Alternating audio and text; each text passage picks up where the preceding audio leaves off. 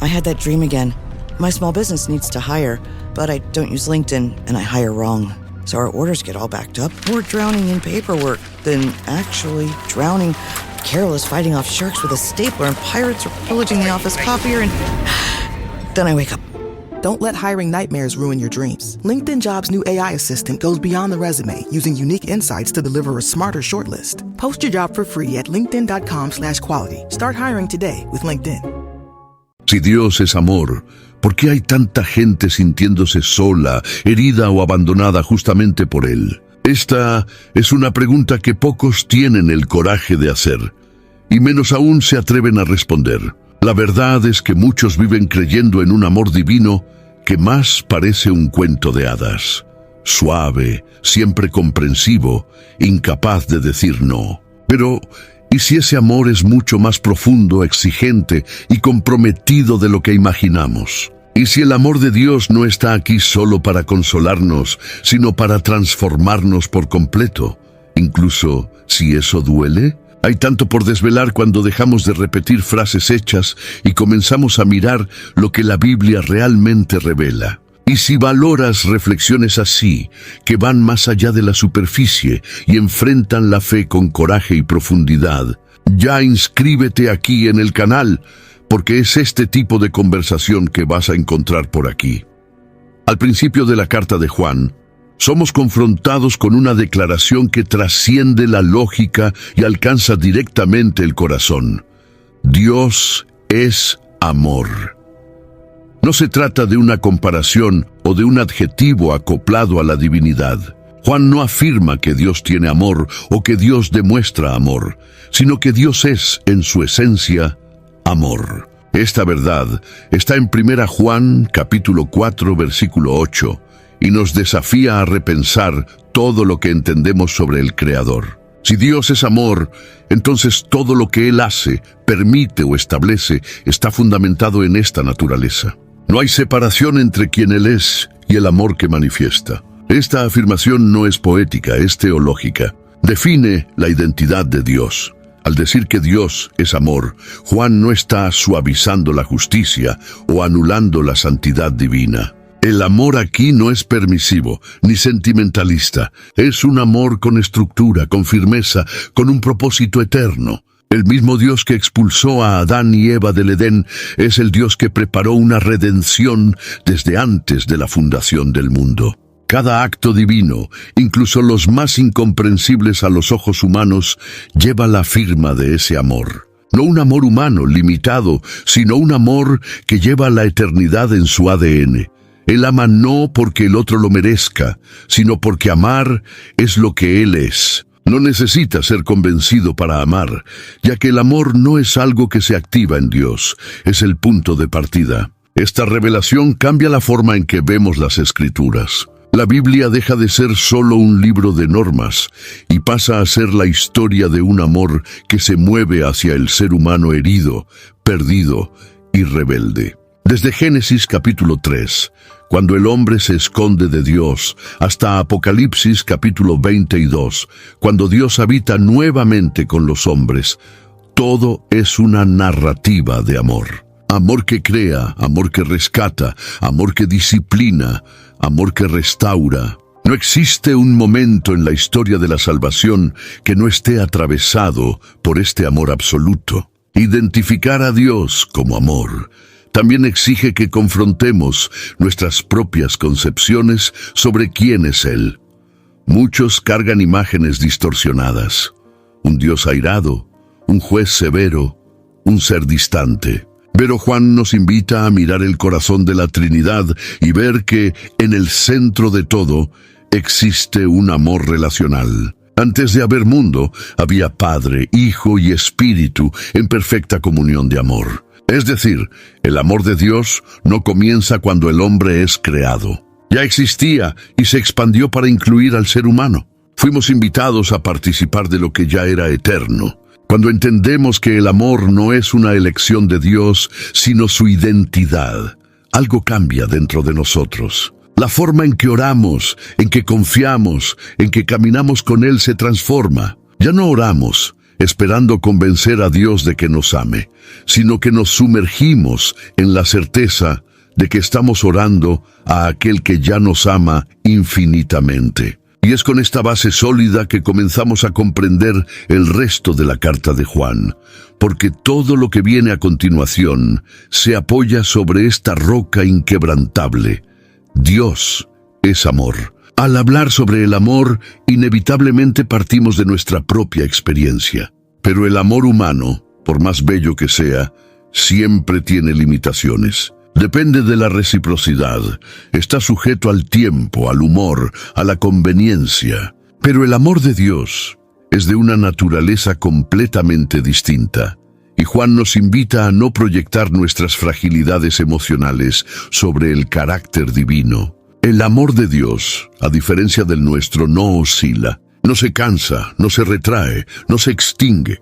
Es este contraste lo que hace que el amor de Dios sea tan radical y transformador. El amor humano ama hasta cierto punto. Ama a quien es amable, a quien retribuye, a quien agrada. Dios, sin embargo, ama hasta el fin, como dijo Jesús en Juan capítulo 13, versículo 1. Ama a los ingratos, a los que lo rechazan, a los que se burlan de su nombre. Ama cuando no hay belleza, ni santidad, ni promesa de cambio. Este es el amor que se entrega sin garantía de retorno. El amor que entrega a su propio Hijo por un mundo que aún lo odiaba. Como está escrito en Romanos capítulo 5, versículo 8.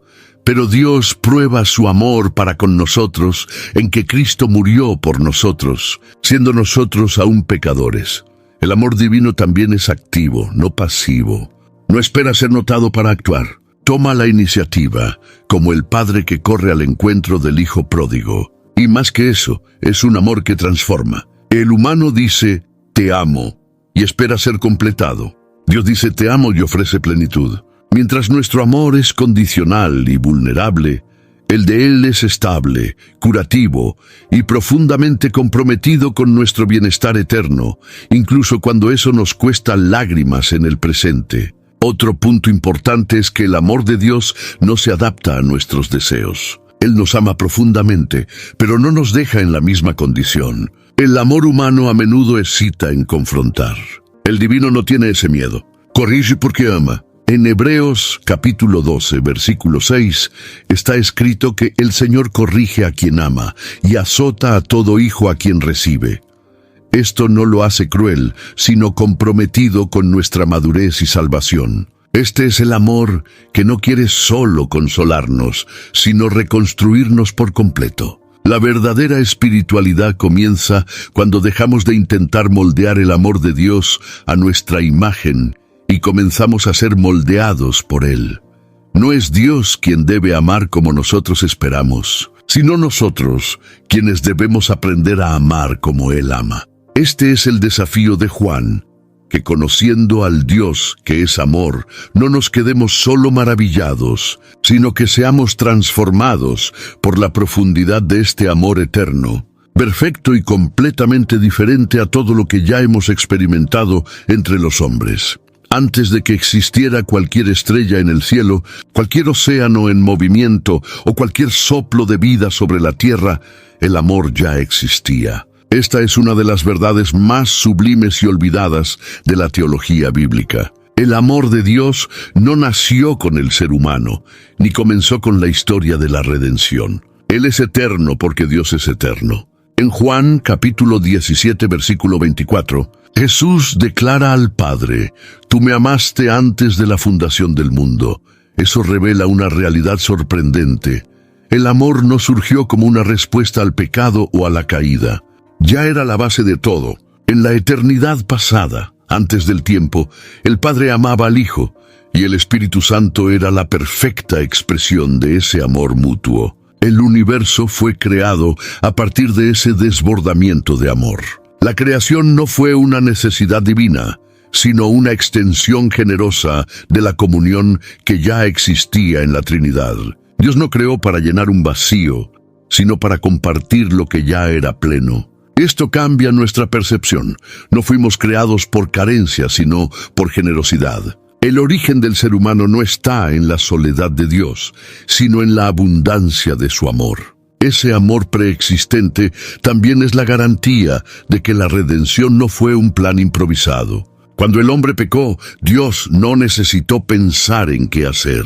El Cordero ya estaba preparado antes de la fundación del mundo, como declara Apocalipsis capítulo 13, versículo 8. Esto significa que el amor de Dios es también previsivo. Él no solo ama en el presente, sino que ya había amado en el pasado con la mirada dirigida hacia el futuro. Nada sorprende al amor de Dios. Entender que el amor viene antes de todo también rompe la lógica meritocrática que muchos aplican a la fe. No fuimos amados por ser buenos, útiles o especiales. Fuimos amados porque Él es amor. Esto nos libera de la necesidad de actuar para merecer. El amor que existía antes de la creación es el mismo amor que sostiene el universo y que hoy nos alcanza con la misma intensidad. No hay variación. El amor eterno no envejece, no se agota y no se cansa. Cuando miramos a la creación con esta lente, todo cambia. Cada detalle de la naturaleza, cada latido de nuestro corazón, cada nuevo amanecer es un eco del amor que precede el tiempo. Y esto nos lleva a un estado de reverencia y adoración, pues no somos solo fruto de la creación divina, somos frutos de un amor que ya nos deseaba incluso antes de que el tiempo comenzara a contar. Antes de seguir, deja aquí en los comentarios, ¿en qué momento de tu vida más sentiste ese amor que viene antes de todo? A veces, solo al escribir, ya comenzamos a darnos cuenta cuántas veces hemos sido amados sin siquiera haberlo notado. Existe una dimensión del amor de Dios que muchas veces es ignorada o rechazada por aquellos que desean un amor solamente cómodo, el amor que corrige. Pero el verdadero amor no es indiferente al error. Dios, siendo amor, no solo acoge al pecador, Él también lo transforma. Este amor corrige no por ira, sino por compromiso con la verdad y con la salud espiritual de sus hijos. Como está escrito en Proverbios capítulo 3, versículo 12, porque el Señor reprende a aquel a quien ama, así como el Padre al Hijo a quien quiere bien. La disciplina divina es una expresión profunda de amor, pues revela que Dios no nos abandona a nuestras inclinaciones destructivas. Cuando Él nos corrige, está afirmando, me importa demasiado como para dejarte continuar en este camino. El amor divino no nos aplaude cuando erramos, pero tampoco nos destruye. Señala la falla, ofrece el camino de arrepentimiento y camina con nosotros durante el proceso de restauración. No es el amor que finge no ver, sino el amor que ve todo y aún así elige permanecer. Esta corrección, sin embargo, siempre viene envuelta en acogimiento. El Dios que reprende también abraza. El padre que confronta al hijo pródigo con la realidad de la miseria en la que cayó es el mismo que corre a abrazarlo cuando él regresa. El acogimiento de Dios no espera perfección, sino sinceridad.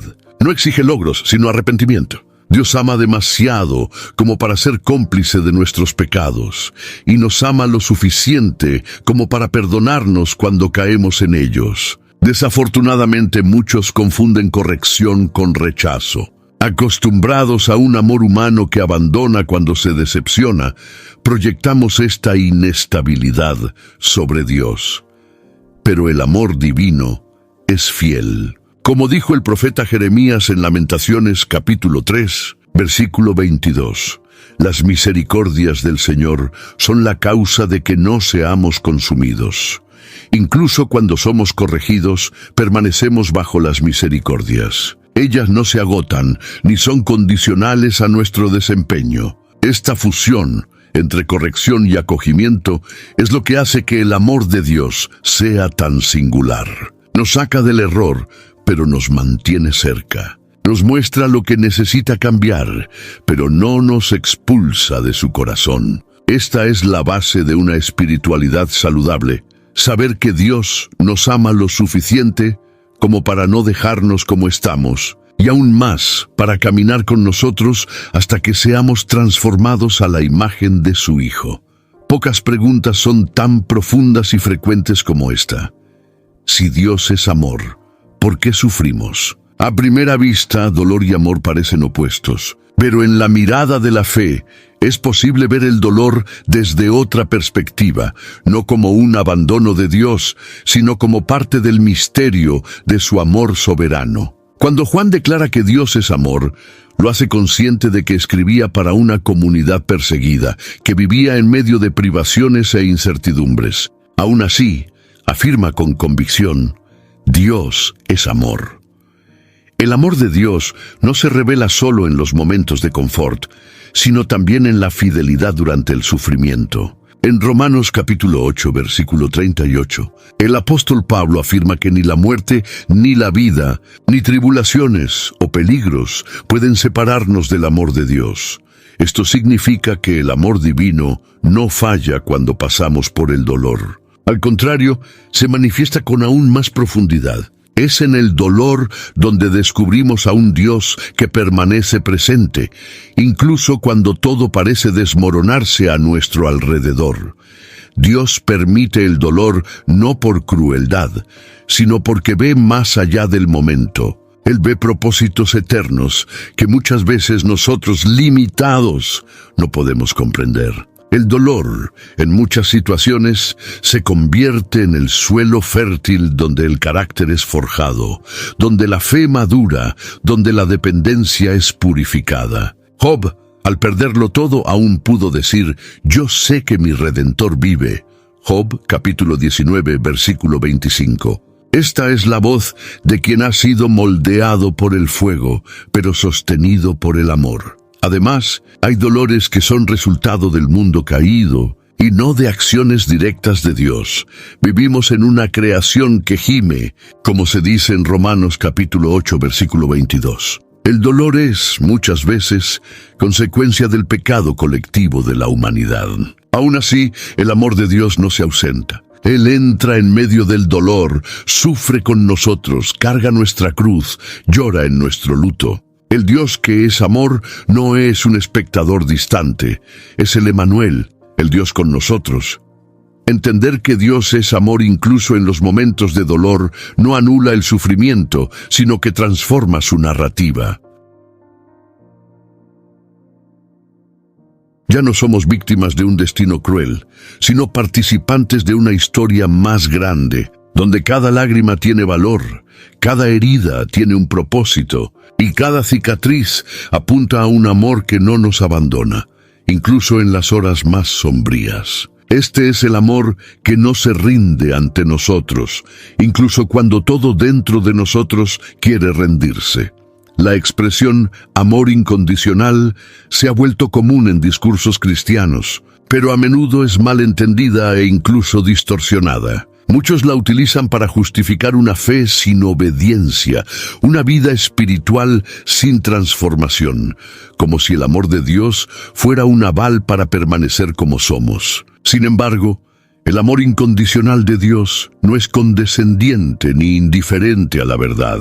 Él nos ama sin imponer condiciones para amarnos, pero nunca sin llamarnos al cambio. El amor incondicional de Dios significa que no hay nada que podamos hacer para que Él nos ame más, ni menos. Él nos amó cuando estábamos muertos en delitos y pecados, como afirma Efesios capítulo 2, versículo 4. Nos amó cuando no queríamos saber de Él, y ese amor nos alcanza antes de que podamos ofrecer cualquier respuesta. Pero el hecho de que sea incondicional no lo hace permisivo. Por el contrario, es precisamente por ser incondicional que Él se compromete con nuestra transformación. Dios nos ama como somos, pero nos ama demasiado para dejarnos así. Eso es esencial para comprender el carácter de este amor. No es un amor que ignora la verdad, sino que por causa de la verdad se mueve para redimirnos. Jesús amó a Zaqueo antes de que él devolviera los bienes robados. Pero ese amor provocó arrepentimiento y cambio. El mismo amor que perdonó a la mujer adúltera es el que también dijo, «Ve y no peques más». El amor incondicional incluye gracia, pero también verdad. Hay una tendencia peligrosa a confundir amor con aceptación irrestricta de comportamientos destructivos. Pero el amor de Dios no legitima el pecado. Él ofrece una salida. Cuando entendemos esto, dejamos de usar el amor de Dios como excusa y comenzamos a verlo como una fuerza que nos impulsa hacia la santidad. El amor no es una zona de confort para quedarnos en el error. Es un puente que nos conduce a una nueva vida. Amar incondicionalmente no es cerrar los ojos a lo que está mal, sino abrir los brazos a quien está perdido. Ese es el amor de Dios, intenso, fiel, paciente, pero también verdadero y transformador. Él nos encuentra donde estamos, pero nos guía con firmeza hasta donde debemos estar. Y eso no disminuye su belleza, al contrario, es este equilibrio entre gracia y verdad lo que hace que el amor de Dios sea absolutamente incomparable. Si queremos entender hasta dónde llega el amor de Dios, necesitamos mirar a la cruz. Es allí donde lo invisible se vuelve visible. La cruz no es solo un símbolo de fe, sino la encarnación del amor más radical ya revelado a la humanidad. En Juan capítulo 3, versículo 16, está la esencia de ese amor. Porque Dios amó al mundo de tal manera que dio a su Hijo unigénito. No fue solo un gesto altruista, fue el apogeo de un amor que se entrega hasta el límite del sufrimiento, de la humillación, de la muerte. El amor expresado en la cruz no es un amor emocional o simbólico, sino concreto y sacrificial. Cristo no murió solo para demostrar que Dios ama, Él murió porque Dios ama. Fue una entrega voluntaria, no un accidente histórico. El Hijo de Dios asumió el peso de la culpa humana, cargando en sí el juicio que correspondía a nosotros, para que el amor de Dios no fuera solo palabra, sino acción definitiva. El Calvario es el altar donde el amor se hizo carne, sangre, lágrima y dolor. En la cruz, el amor de Dios es también justicia. No se trata de un amor que ignora el pecado, sino que lo enfrenta y lo vence con el precio más alto posible. Dios no pasó por alto la justicia para amarnos. Él cumplió la justicia a través del amor. En Romanos capítulo 5, versículo 9, Pablo escribe que fuimos justificados por la sangre de Cristo. Esto muestra que el amor de Dios no es una emoción inofensiva, sino una fuerza que asume responsabilidad, paga deudas y restaura comunión. Y es por eso que la cruz debe estar en el centro de nuestra comprensión sobre quién es Dios. Allí, todos los paradoxos del amor divino se encuentran: fuerza y vulnerabilidad, justicia y misericordia, dolor y gloria. La cruz no es el fin del amor, es su punto más alto. Es el momento en que el cielo se inclina ante la tierra y dice: tienes valor para mí. Incluso cuando el mundo nos acusa, incluso cuando caemos, la cruz permanece como testigo eterno de que hemos sido profundamente amados. Quien contempla la cruz con ojos espirituales no puede salir ileso. El amor que allí se revela es un amor que rompe resistencias, que nos llama al arrepentimiento, pero que también nos envuelve con una ternura incomparables. La cruz no es solo el lugar donde Cristo murió, es el lugar donde el amor de Dios venció para siempre. Jesús, en su sermón más radical, ordena algo que hiere nuestro instinto más natural: amad a vuestros enemigos. Mateo capítulo 5, versículo 44. A primera vista parece imposible. ¿Cómo amar a quien nos persigue? ¿Cómo desear el bien a quien nos desea el mal? Pero cuando entendemos que Dios es amor, nos damos cuenta de que Jesús no está proponiendo una ética fuera de la realidad, sino que nos invita a reflejar el carácter divino en nuestras acciones. Amar a los enemigos no es solo una orden moral, es un llamado a vivir como hijos del Padre.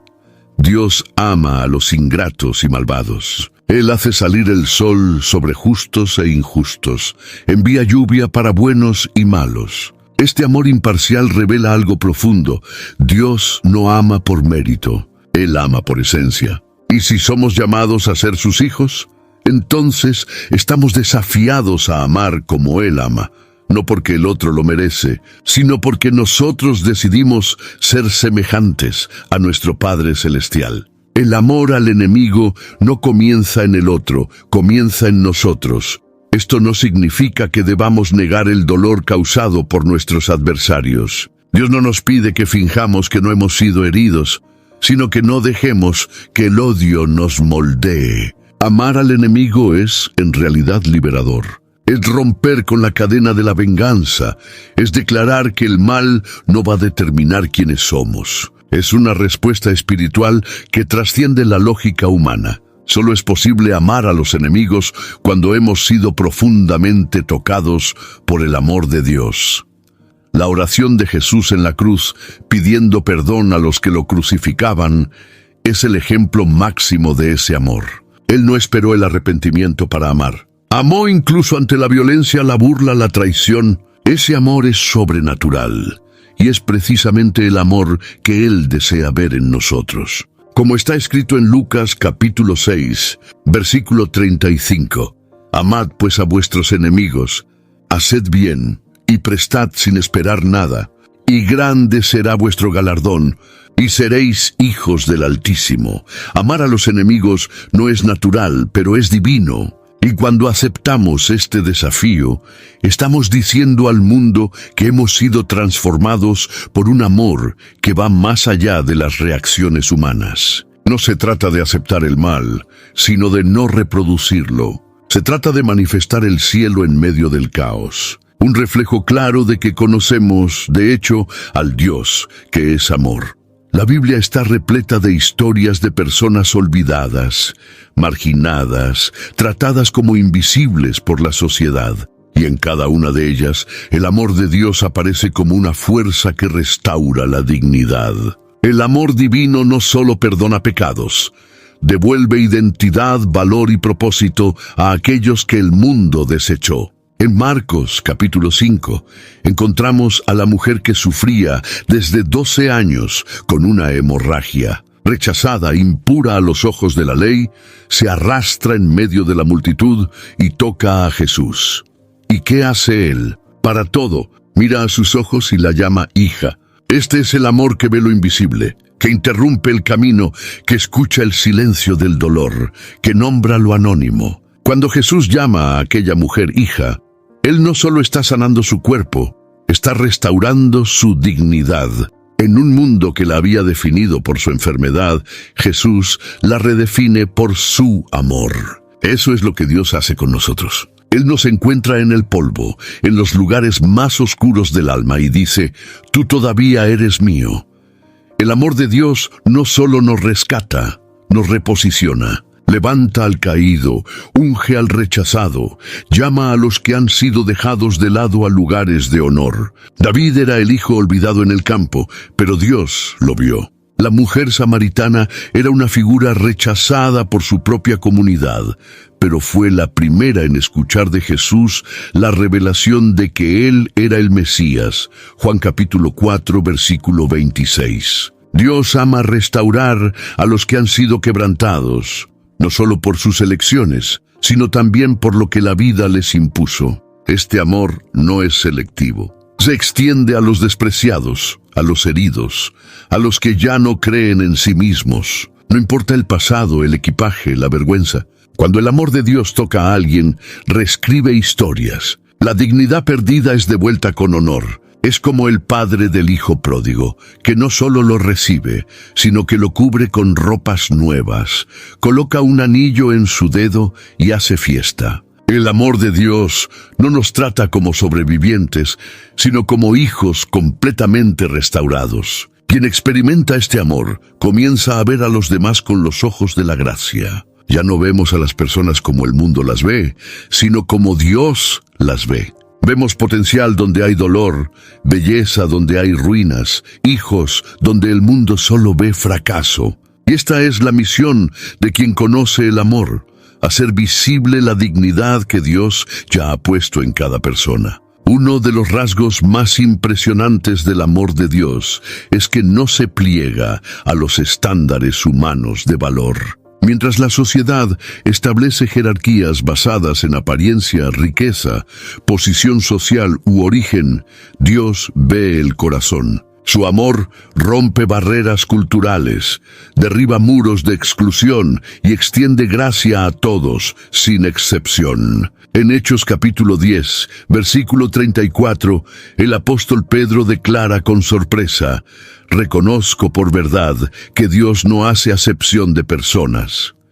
Esta afirmación no es solo teológica, es revolucionaria. Dios ama al leproso olvidado tanto como al sacerdote en el templo. Ama al extranjero tanto como al hijo de Israel. Ama al pobre que nada puede ofrecer con el mismo celo con que ama al rey en el trono. Jesús tocó a los intocables, comió con los despreciados y valoró a aquellos que la religión había desechado. Su amor no es selectivo, es abarcante. No está condicionado al historial ni al rendimiento. Donde hay un corazón quebrantado, allí el amor de Dios se revela con plenitud. Este amor imparcial desafía nuestras estructuras internas. Nos obliga a mirar nuestros propios prejuicios, nuestras preferencias escondidas y preguntar: ¿amamos como Dios ama? El amor divino nos invita a cruzar calles que evitamos, a escuchar voces que ignoramos, a valorar vidas que despreciamos. El buen samaritano, elogiado por Jesús en Lucas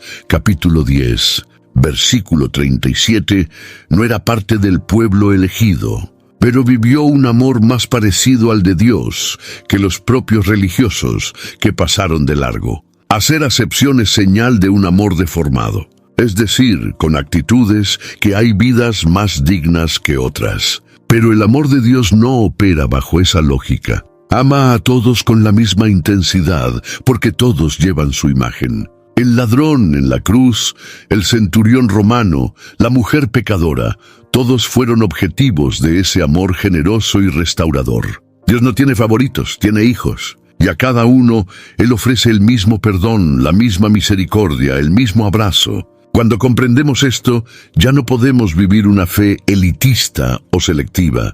Comenzamos a ver a cada persona como alguien digno de ser amado, no por causa de lo que tiene o hace, sino porque fue creado por Dios y es objetivo de su corazón. Y esta mirada transforma todo, transforma la forma en que tratamos al otro, cómo oramos, cómo servimos. Porque al final, quien ama como Dios ama no mide el valor de nadie, simplemente ama.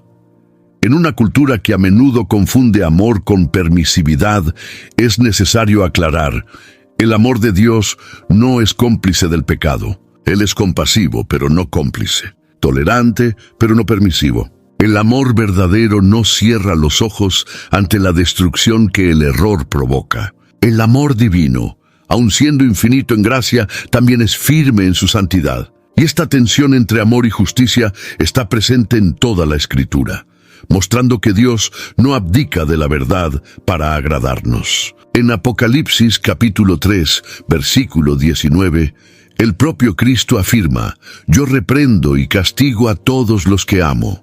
Hay quienes creen que, porque Dios ama, todo está permitido. Pero esta es una distorsión peligrosa. El amor de Dios siempre nos llama a un nuevo camino, nos invita a la transformación. Él no legitima nuestros desvíos, sino que ofrece un camino de regreso. Amar no es decir «está todo bien», sino decir «hay algo mejor para ti». El amor verdadero confronta con ternura y dirige con firmeza. Él no nos abandona en el error, pero tampoco nos engaña con aplausos falsos.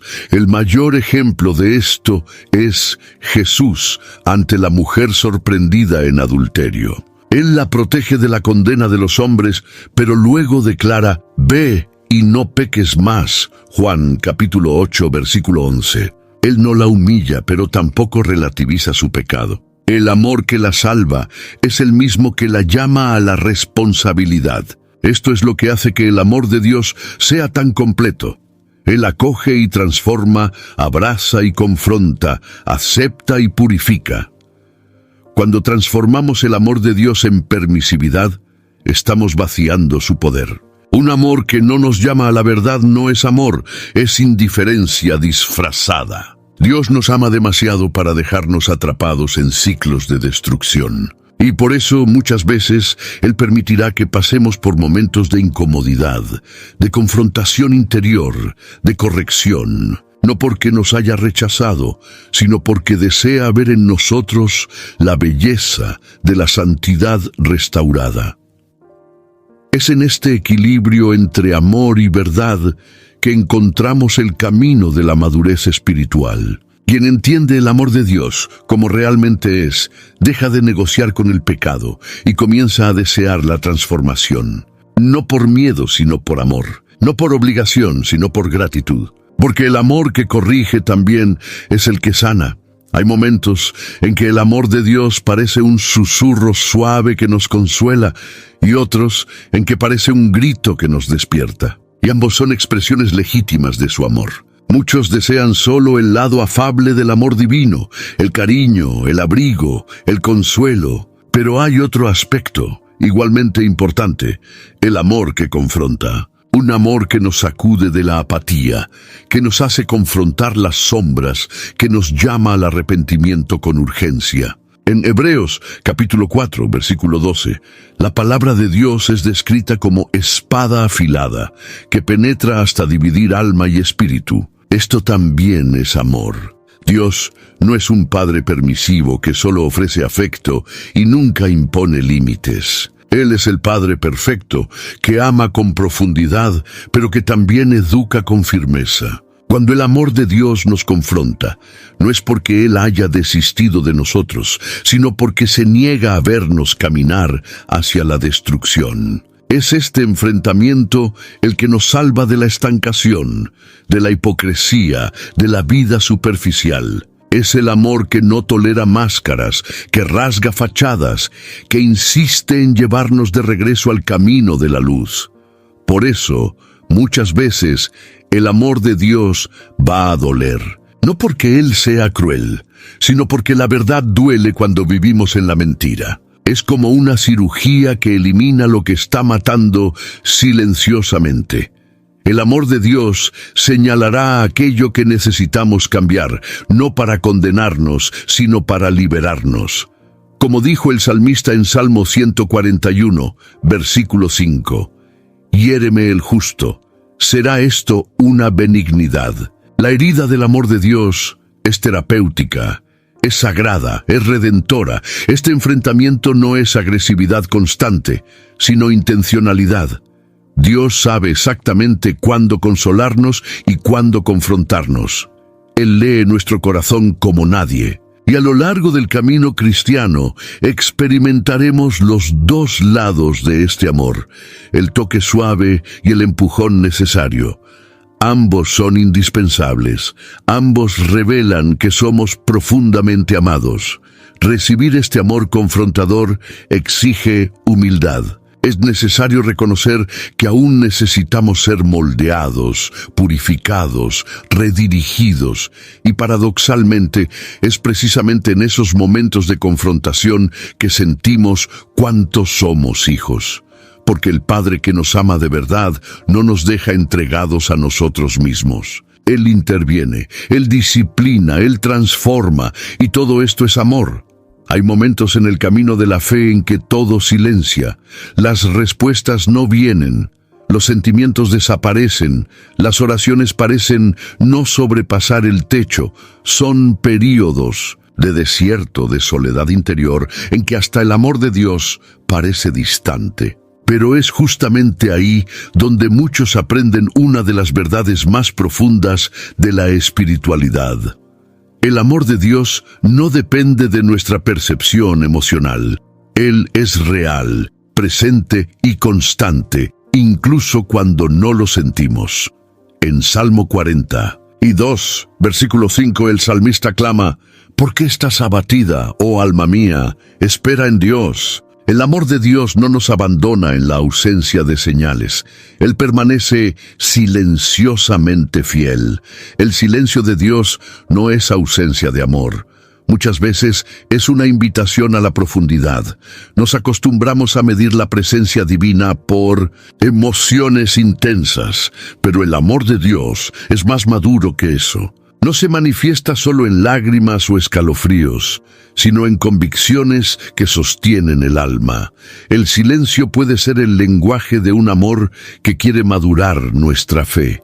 Nos enseña a confiar incluso sin evidencias, a continuar incluso sin sentir, a amar a Dios, no por lo que Él hace, sino por quien Él es. En esos momentos de soledad, el amor de Dios nos encuentra de una manera diferente. No grita, sino que susurra en el corazón quebrantado, como Elías en el monte Horeb, que esperaba encontrar a Dios en el viento fuerte, en el terremoto o en el fuego, pero lo reconoció en el susurro suave. 1 Reyes capítulo 19, versículo 12. El amor de Dios no necesita de espectáculo para ser real.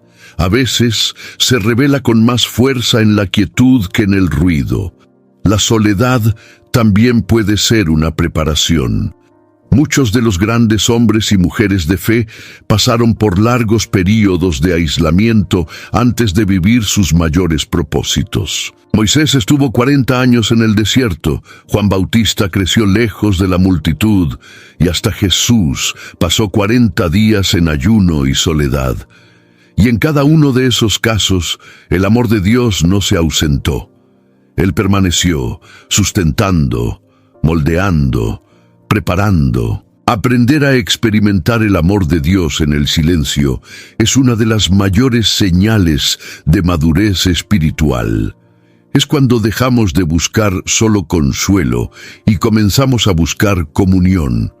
Cuando dejamos de buscar sensaciones y comenzamos a descansar en la certeza. El amor de Dios no necesita gritar para ser verdadero. Él simplemente es, y aun cuando todo parece callado, Él sigue amando con intensidad inquebrantable.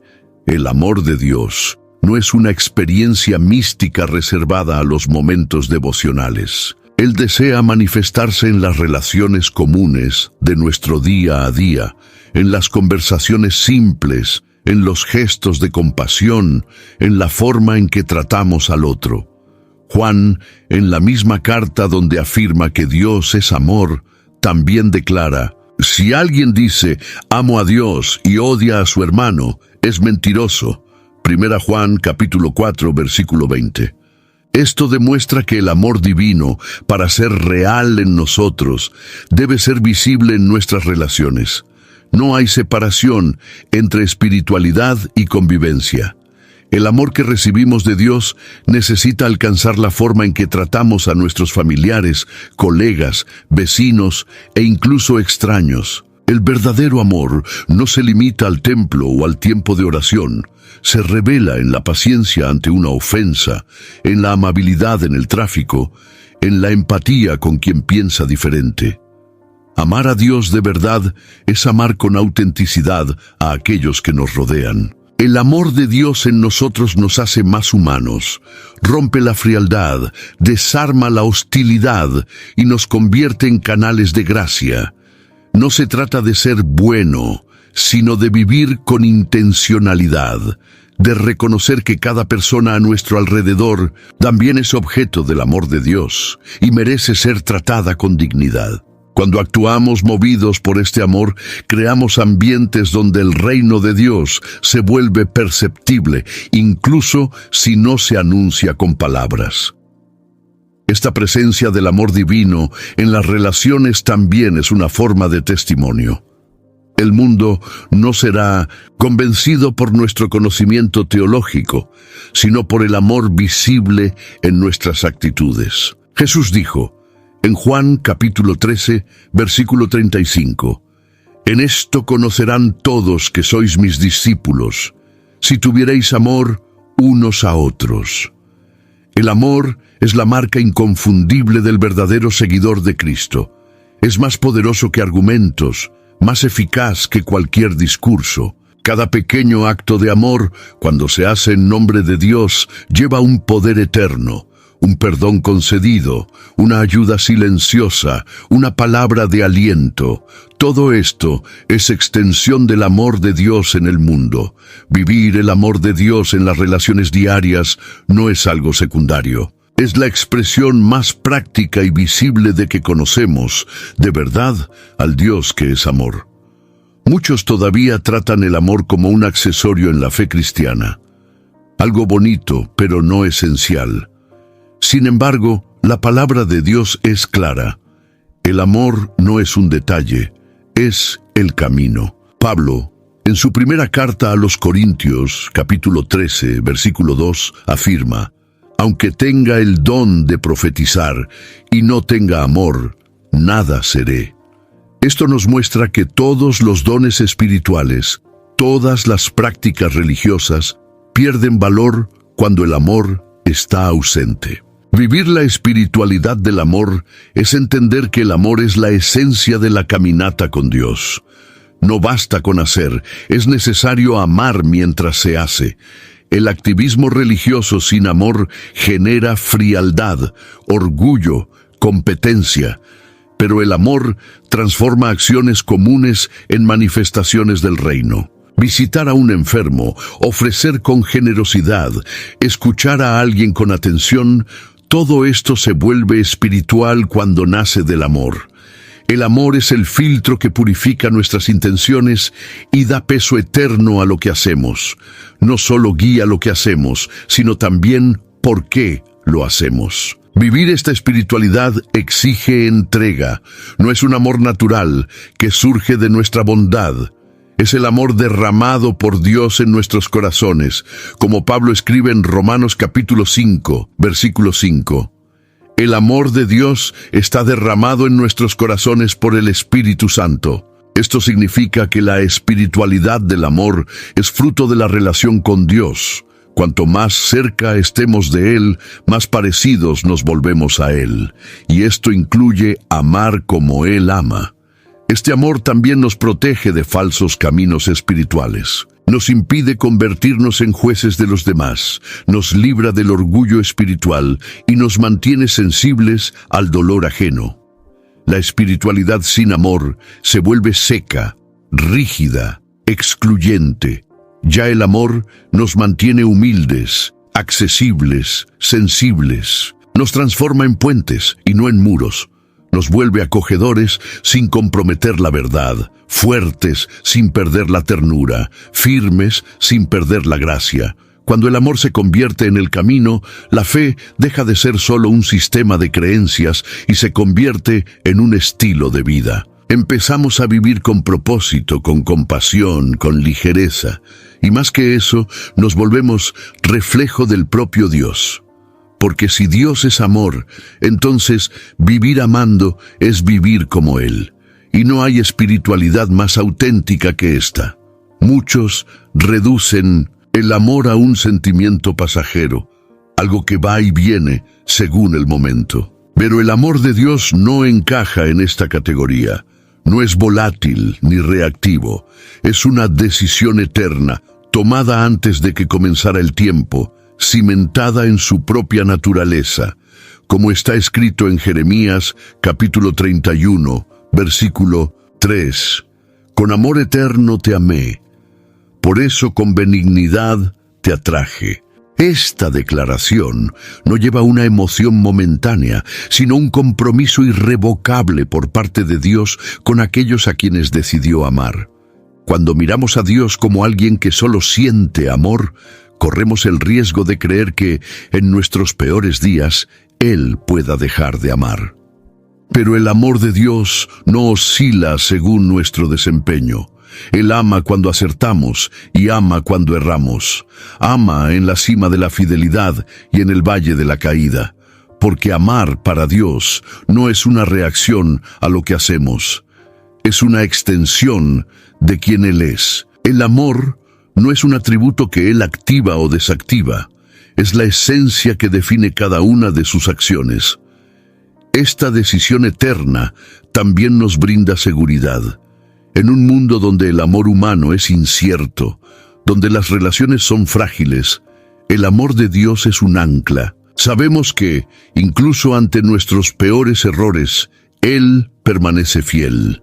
Pablo refuerza esto en 2 Timoteo capítulo 2, versículo 13, cuando dice: si fuéramos infieles, Él permanece fiel, no puede negarse a sí mismo.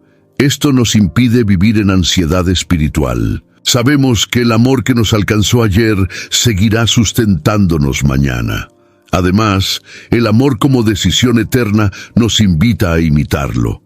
Nuestro amor, si es solo emocional, será inestable. Pero cuando decidimos amar como Dios ama, estamos eligiendo permanecer fieles incluso cuando no sentimos ganas. En el matrimonio, en la amistad, en el discipulado, amar se convierte en un acto de voluntad sustentado por la gracia. Un compromiso que dice: incluso si todo cambia, permaneceré.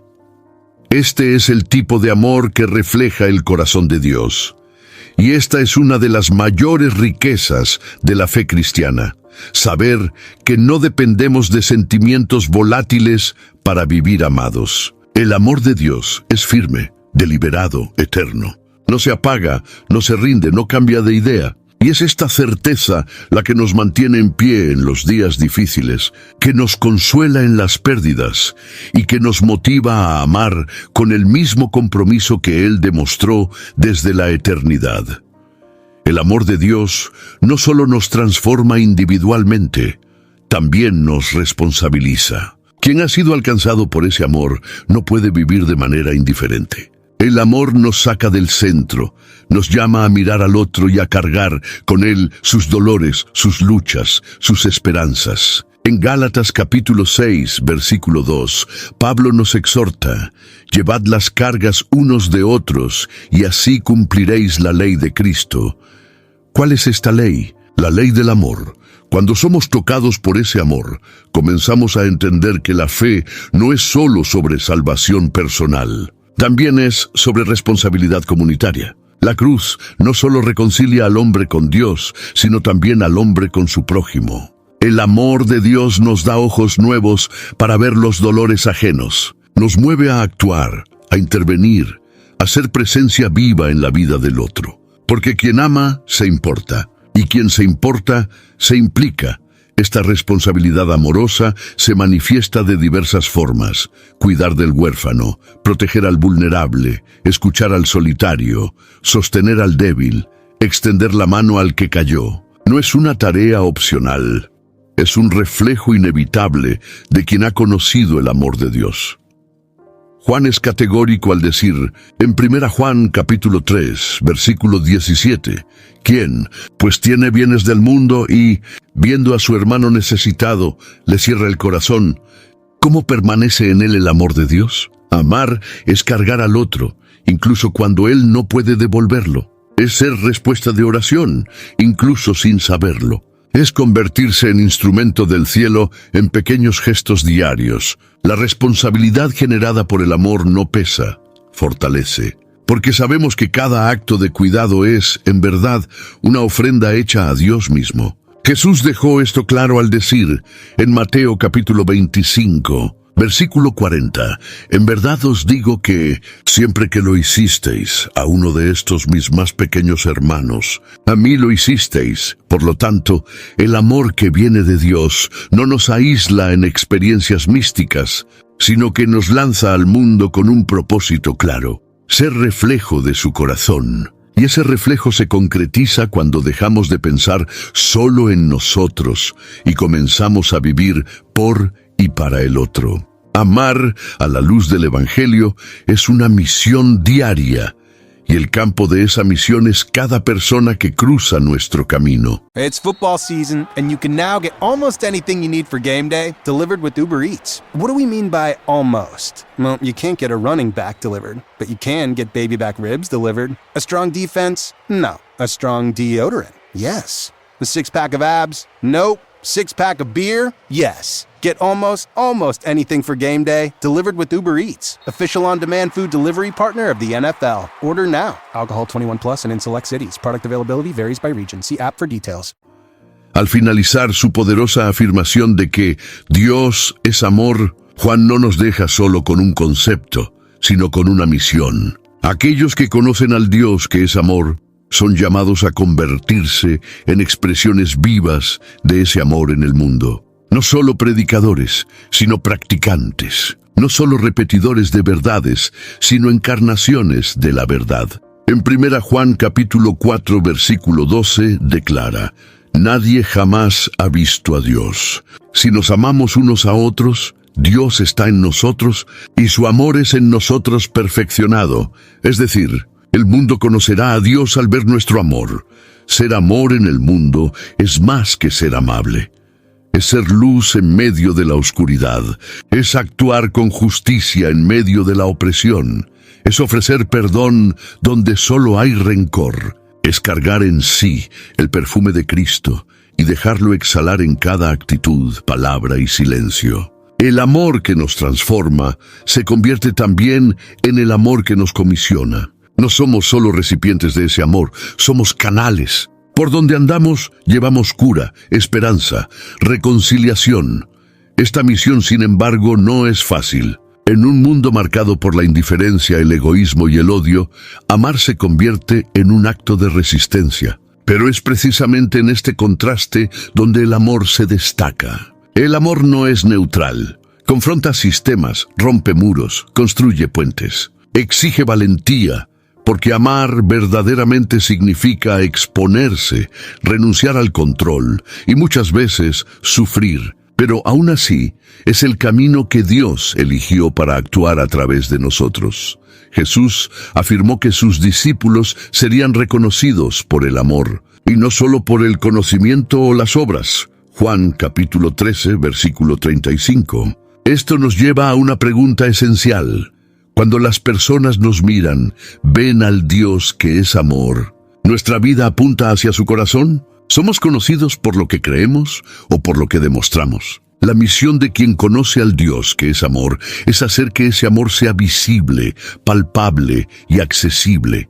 Ser amor en el mundo es el mayor testimonio que podemos ofrecer. No se trata solo de hacer cosas buenas, sino de vivir de manera coherente con aquel que nos amó primero. La verdadera espiritualidad no nos aleja del mundo, nos envía a Él. Y nos envía armados, no con piedras, sino con amor. Un amor que transforma, que cura, que libera. Un amor que, a través de nosotros, continúa revelando al mundo quién es Dios. Hay historias que llevamos por toda una vida, pero cuando el amor de Dios entra, incluso lo que parecía perdido adquiere un nuevo significado. Comparte este video con alguien a quien amas.